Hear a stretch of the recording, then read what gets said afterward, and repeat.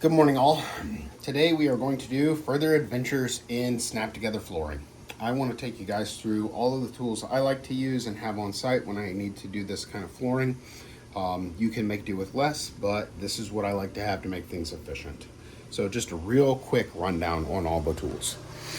So I like to have, this is like a puller bar. It allows me to grasp the flooring and tap it and pull it into place.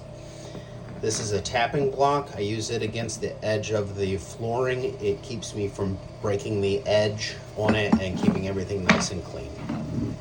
This is a basic 2-pound dead blow hammer. It has a soft, non-marring face. This allows me to hit the floor, and I prefer this over a rubber mallet, but you can use a rubber mallet if you like. This is a basic marker. I use the marker to make permanent marks on everything while I'm walking my way around. I can't make do without a tape measure. I have to know just how far things are so that I can cut them.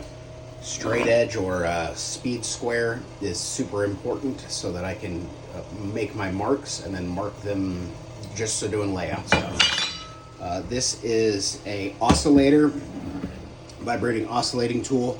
It's useful for making small cuts in tight places, quick cuts when I need to. The last thing I have over here is my chop saw. This is like a small trim saw. It's got a 7.5-inch blade. It can bevel and miter, and it gets a pretty deep cut. It's battery powered, so it's incredibly efficient. You can also connect a vacuum to it if you want. I also like to have hearing protection on site because all of these tools are loud and it sucks not being able to hear.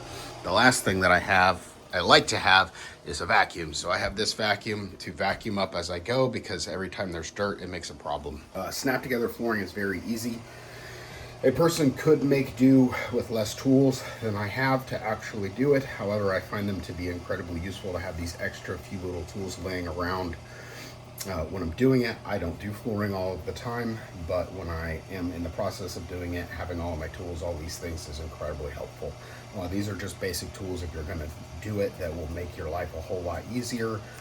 Obviously, they don't have to be fancy or anything like that. At the beginning and end of the day, this is very basic and easy. It's something that almost anyone can do. These are the tools that I use. I recommend you having them if you're going to do flooring.